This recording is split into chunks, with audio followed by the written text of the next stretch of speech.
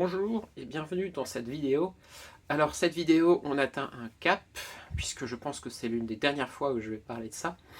C'est simple, je parle en même temps que je vis les périodes. Donc le corps va passer à autre chose. Ça me semblait bien de structurer, même si là ça semble déjà un petit peu artificiel. Je me rends compte de la chose, donc je vais peut-être pouvoir le faire maintenant. D'autant plus que je suis bien sûr conscient de chaque mot que je publie sur internet, y compris dans 10 ans. Effectivement, euh, je crois que je suis déjà riche, mais pas encore en termes financiers. On va tomber sur les bases de l'entrepreneuriat, mais tout commence par le mental. Ça ne veut pas dire forcer le plus fort possible. Enfin si, mais ça marche que quand c'est passager. Autant avoir un burn-out et remettre tout en place. Ça joue dans la vision mentale de la vie, tout simplement. Autrement dit, j'ai commencé l'entrepreneuriat, en tout cas la préparation du projet entrepreneurial, en octobre 2021. Là, on est en septembre 2025. On se rapproche très fortement de la fin de la mise en place de la fin de la base, autrement dit le développement personnel de A à Z. Je ne vais pas pouvoir faire plus tellement j'ai tout traité. Et c'est à peu près tout. Donc maintenant que j'ai fait la forme, c'est-à-dire le développement personnel pendant putain de presque 4 ans, maintenant ça va être l'heure de faire le fond, c'est-à-dire l'apprentissage de quelque chose de technique. Ça, sachant qu'il y a un truc au milieu qui fait en sorte de voir un petit peu de variété, j'ai à peu près 6 ans pour l'apprentissage technique. C'est marrant parce que quand je suis en vidéo, je me mets à oublier ce que je veux dire.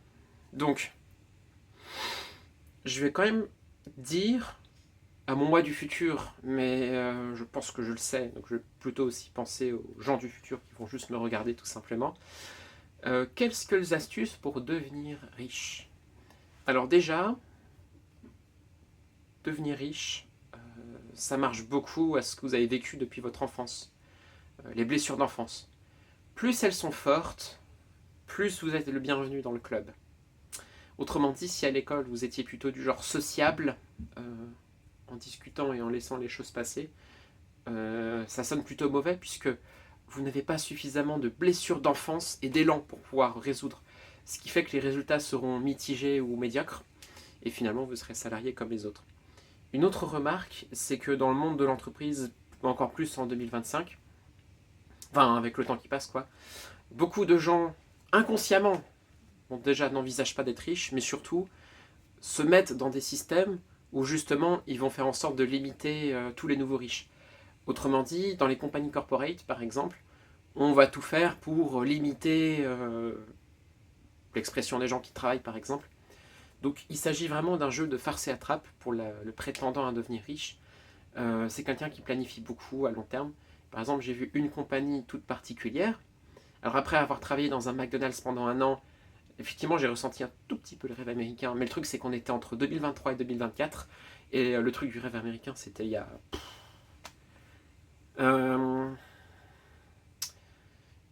Donc là je vais travailler dans un Uniqlo. Un Uniqlo ça ressemble un peu quand même à un McDonald's. Ce serait très vexant de leur dire ça, mais je veux dire, il y a des shifts, c'est très généraliste. Je ne m'intéressais pas aux burgers et à l'univers de la conception des burgers, tout comme là je ne m'intéresse pas aux vêtements. Je ne m'intéresse pas à la conception des vêtements, ce qui m'intéresse juste c'est écouter les différences de personnalité, puisque c'est ça mon projet. Alors déjà par rapport aux gens comme le fondateur de Nvidia, Jeff Bezos, déjà je suis très aligné sur leur manière de faire, c'est-à-dire qu'on arrive à un stade où les gens qui ne travaillent pas assez se sont fait recaler par la vie. Les gens qui travaillent trop et qui n'ont pas appris se sont fait recaler par la vie aussi. Donc je pense que la meilleure case, franchement je pense parmi les plus riches, comme les fondateurs de Jeff Bezos, etc. Même si je n'aurais pas leur niveau de reconnaissance, tout simplement parce que nous sommes en 2025 et que eux ont empoché sur leur chemin, tout comme moi je vais empocher sur les chemins, il y aura encore moins de place pour les suivants.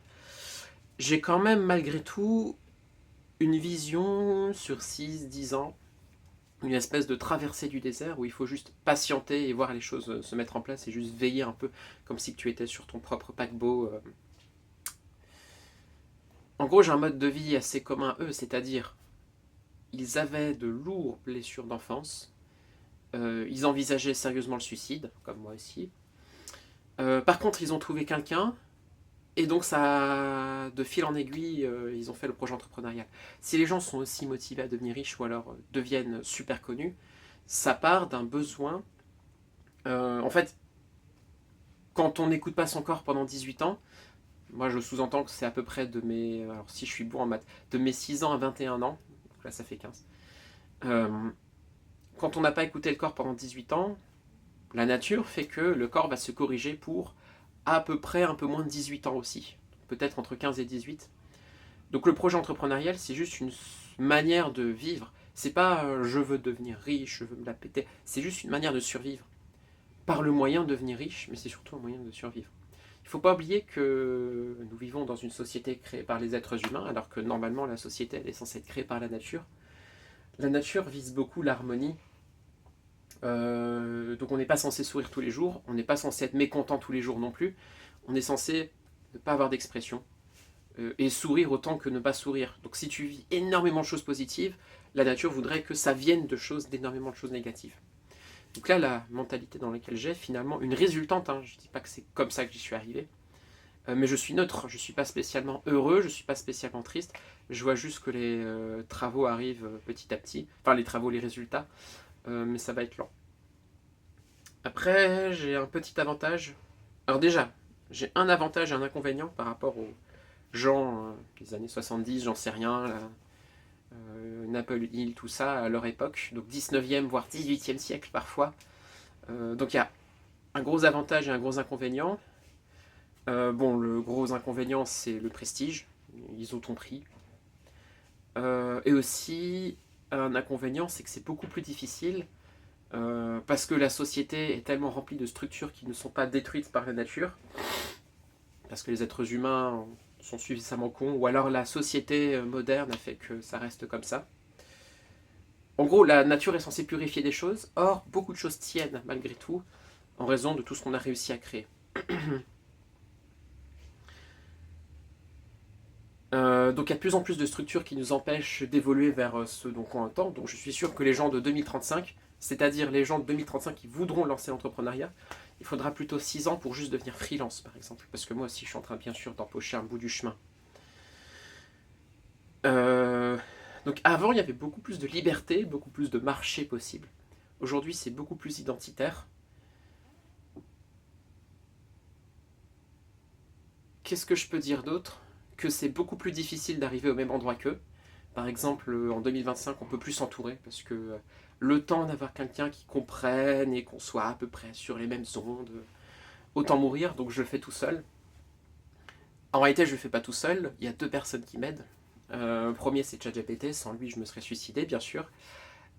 Et l'autre n'est arrivé que après. Donc, Mental et ChatGPT.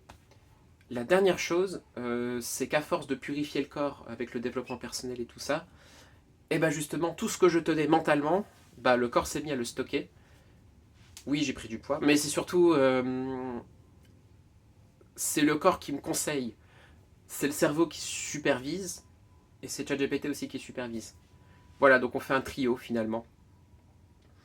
À l'époque, ChatGPT n'existait pas, c'est pour ça que des gens comme le fondateur de Nvidia ou Jeff Bezos ou le fondateur d'Apple, j'en sais rien, se mettaient plus en groupe. Effectivement, je crois que Google, ça s'est fait à 2 ou à 3, PayPal, ça s'est fait à 2 ou à 3, Microsoft, je ne sais pas ça s'est fait à combien, mais certainement pas tout seul.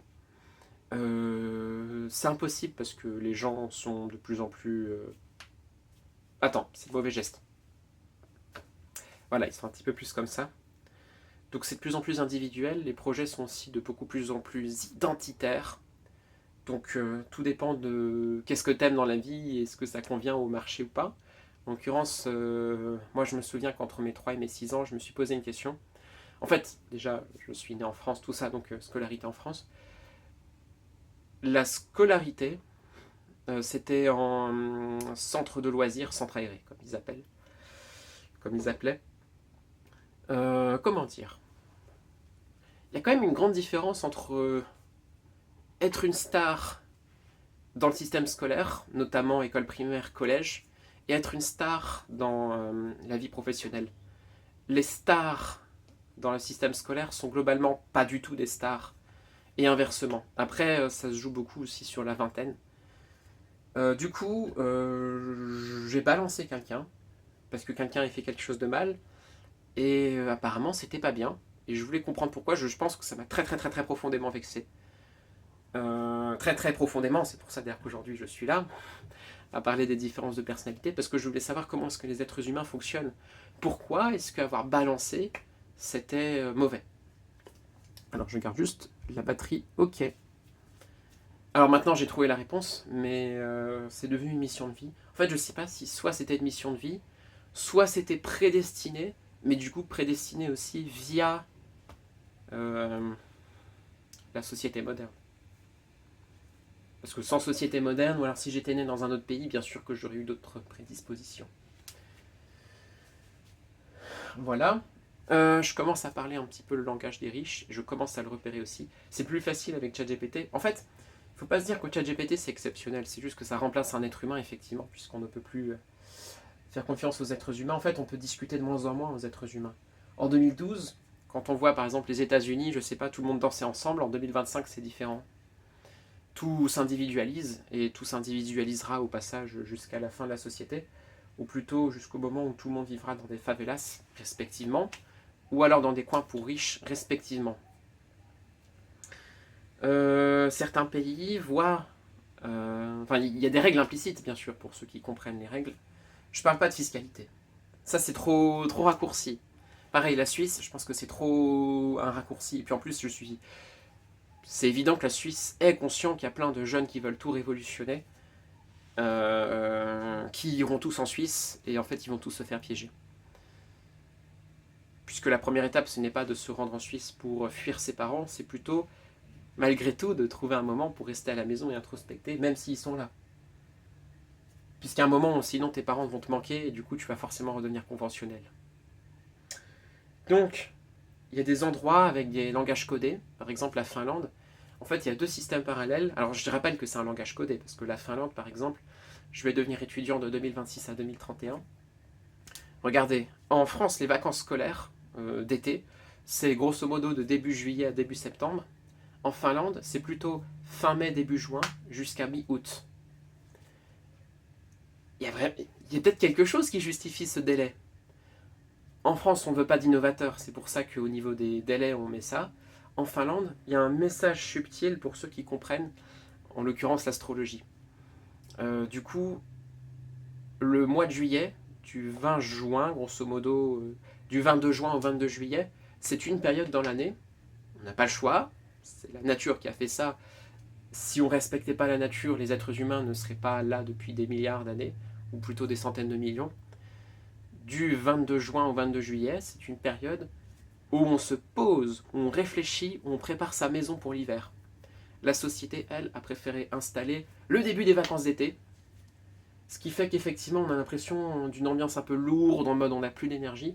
Sauf qu'en non, en fait, c'est la pleine lune en Capricorne qui fait ça. Pareil, Noël arrive, les 10 derniers jours de l'année. C'est marrant, il y a beaucoup de choses qui se passent entre le 20 et le 1er du mois suivant. Noël, ça arrive aux alentours du 24 décembre, voire même tout le temps. C'est une période de célébration, mais tout comme plein de choses inventées par les êtres humains, c'est une parodie de la réalité, puisque normalement, la nature préhistorique nous dirait, en gros, du 21 décembre au 1er janvier, déjà on est en groupe, ça c'est sûr, et le but c'est finalement de camper autour d'un feu, de discuter comment est-ce que les gens vont se dissiper et se séparer aux alentours du 1er janvier pour, je sais pas, soit dormir, soit préparer des trucs pour l'été. Or, ça marche pas comme ça. On a plutôt préféré remplacer cette période de lourdeur naturelle, puisque cette fois-ci c'est le soleil qui est un Capricorne, par Noël. Et on a l'impression que, vu qu'on est ensemble, on a l'impression de se reposer, alors que cette période de lourdeur naturelle, elle est tout à fait normale. D'ailleurs, j'ai même remarqué un truc bonus. La Saint-Valentin, c'est le 14 février. 9 mois plus tard, c'est le mois de novembre. Et du coup, il y a beaucoup de gens qui naissent en mois de novembre. Probablement plus qu'à l'ère préhistorique, encore une fois, puisque les gens font l'amour. Qui fait l'amour à la Saint-Valentin? Par définition, les gens conventionnels. Donc, même si ça ne dit pas tout, il y aura peut-être un surnombre de gens conventionnels qui vont naître au mois de novembre. Alors, quand je dis novembre, encore une fois, c'est plutôt entre le 22 octobre et le 22 novembre. Dans cette lignée-là, la Finlande laisse des pistes cachées pour ceux qui comprennent, des pistes qu'elle n'offre pas du tout à ses habitants. Pareil pour le traitement, par exemple. Un truc auquel les Finlandais pourraient être indifférents, c'est le simple fait d'être confortable là où on est, de ne pas avoir besoin de partager sa vie. En gros, on ne sait pas structurer qu'est-ce qu'on vit au quotidien.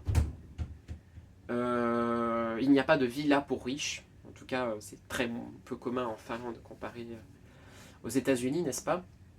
Ce qui fait que millionnaire ou non, tu peux complètement vivre avec les autres. Complètement. En plus, en Finlande, ils ont l'habitude, comme en France, et je suis sûr dans plein d'endroits à une époque du XXe siècle, à l'époque, on sortait au cinéma, on allait à la piscine, au parc d'attractions, on faisait de l'escalade. Maintenant, tout ça, c'est considéré comme du luxe, alors qu'en Finlande, c'est considéré comme normal, ce qui, au passage, fait chuter les prix. Donc, du coup, tu peux effectivement faire du ski aussi, faire de l'escalade, faire tout ce que tu veux, plein de sports, du tennis, avec des gens normaux finlandais. En fait, la Finlande fait en sorte que tu te sentes le plus normal possible. Et tu seras normal quand tu seras immergé. C'est comme ça que la Finlande souhaite te garder. Alors du coup, la Finlande, c'est un beau pays. Le seul problème, en fait, c'est la latitude. Le pays est très au nord, ce qui fait que les journées sont beaucoup plus extrêmes. L'été, les journées sont extrêmement longues. L'hiver, les journées sont extrêmement courtes.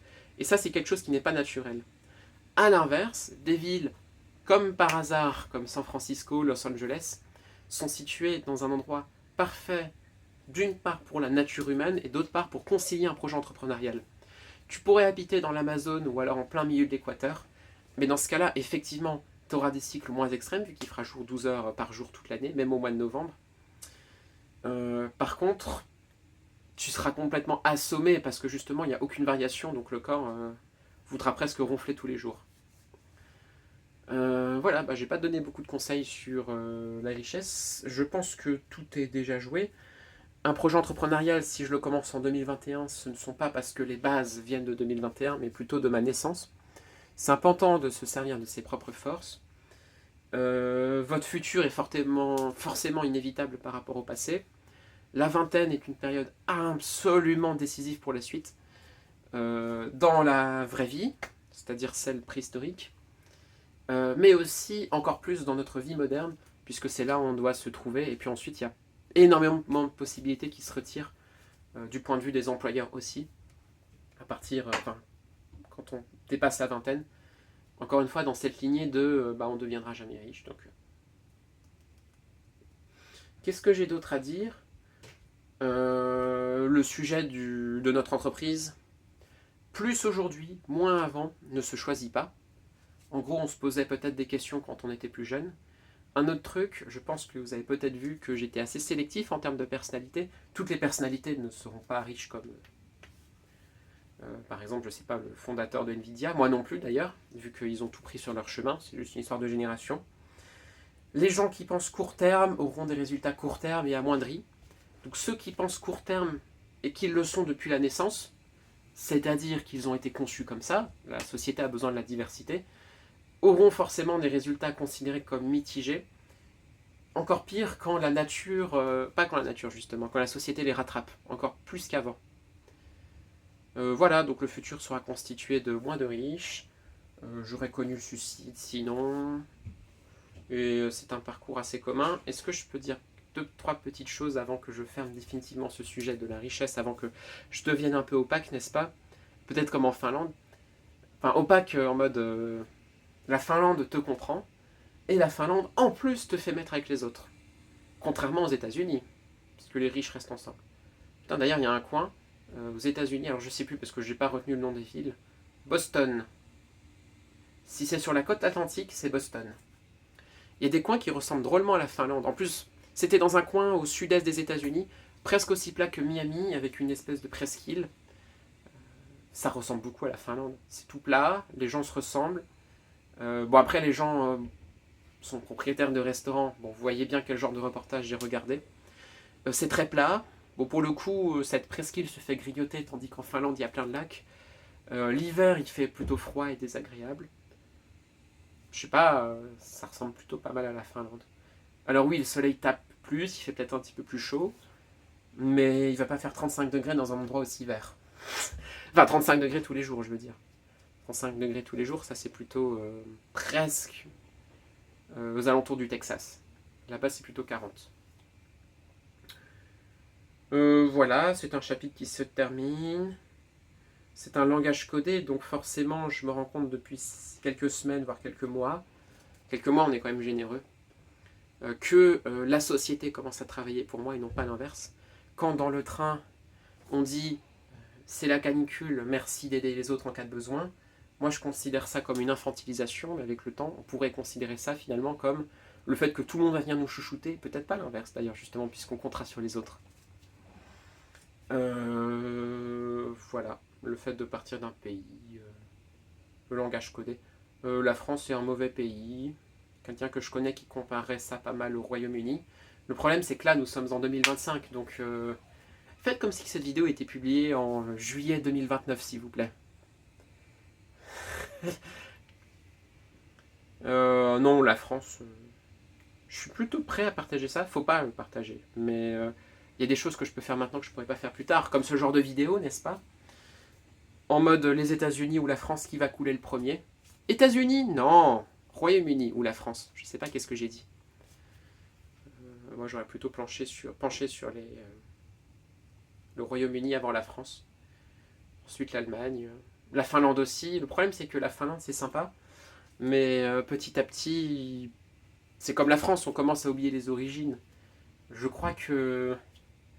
Il paraît que récemment, alors je sais pas quand récemment, parce que je me renseigne un peu moins, le sandwich préféré des Français, ce n'est plus le jambon beurre, mais bel et bien le burger. Donc en Finlande, on va finalement oublier les origines. Malgré le fait que la langue soit conçue pour un truc précis, et que ça détermine littéralement la culture du pays, malgré le fait que la latitude, le fait que ce soit aussi au nord, que Helsinki soit tout au sud du pays, mais la deuxième capitale la plus au nord du monde, je pense que les présidents suivants vont peut-être oublier un peu d'où vient la Finlande. La Finlande évolue vite, la Finlande évolue avec 30 ans de décalage par rapport à l'Europe. Donc du coup, il y a des choses très très très positives, des espèces de zones vides où tu peux t'installer. Absolument génial, comme si c'était l'Europe d'il y a 30 ou 40 ans. D'ailleurs, la Nouvelle-Zélande, c'est pareil. Il y en a qui disent que c'est un peu les États-Unis d'il y a, en l'occurrence, 30 ou 40 ans, voire 50. Les endroits connus, il faut les éviter, bien sûr. Ouais, je terminerai. Je pense que j'ai fait le tour de tout ce que j'avais à dire. Il y a juste un truc qui devrait être cohérent. Vivre en Finlande tout le temps, je sais pas. En fait, c'est bien, mais le problème, c'est la latitude. Le corps n'est pas fait pour tenir des différences de journée autant. C'est pour ça, d'ailleurs, que malgré la qualité de vie exceptionnelle, la longévité est relativement stable. Par rapport à la France, d'ailleurs. C'est pourquoi je pense qu'après avoir vécu en Finlande, probablement de 2026 à 2035, j'irai m'installer à Auckland, en Nouvelle-Zélande.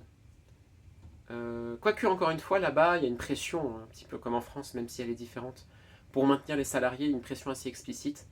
Donc, à quelqu'un qui habite à l'île Maurice, il faudrait que j'ai des liens, je sais pas. Je pense que ce serait France, Finlande, Nouvelle-Zélande, île Maurice, quelque chose comme ça. En prenant les nationalités de chacun. En Finlande, je vais rester plus de 8 ans, donc j'aurai le droit d'être finlandais. En Nouvelle-Zélande, on n'en sait rien. J'avoue que la Nouvelle-Zélande, c'est plus un truc passager, à mon avis. C'est juste le fait d'être dans l'hémisphère sud et loin des zones géopolitiques. Ou alors l'Australie, mais le truc, c'est que déjà, il y a deux problèmes. Bon, la Corée du Nord n'est pas super loin, la Chine aussi. Il y a les tremblements de terre aussi. Moins en Australie, mais plus en Nouvelle-Zélande. Donc, au minimum, je serai finlandais, ça c'est sûr. Pour ça, il faut rester 8 ans dans le pays. C'est ce que j'ai prévu, malgré les 5 ans d'études. Je compte bien, ce serait bien quand même de renoncer à la nationalité française. Même si les Français font totalement partie de mes clients, vu que ce seront eux. Voilà. C'est triste, hein, c'est un peu comme la société. Je dis des choses osées parce que c'est le début, alors que plus tard j'aurai une image à tenir, ou alors toutes les structures vont me... Je vais être obligé d'être étouffé par ce que j'ai créé moi-même. Exactement comme la France. Je sais pas, en 2012 on était beaucoup plus libre, en 2025 moins, mais toujours plus qu'en 2035. En 2035 on sera plus libre qu'en 2045. La liberté en fait, ça vient pas des ordres donnés par le gouvernement, quoique, ça vient plutôt de toutes les législations qui resserrent, qui resserrent. Ou alors de toutes les possibilités capitalistiques qui se resserrent. Ce qui fait qu'effectivement, le monde entier va se comporter finalement comme des Finlandais. Population très homogène, sauf que c'est un peu pire qu'en Finlande, puisque des gens, on va dire la France par exemple,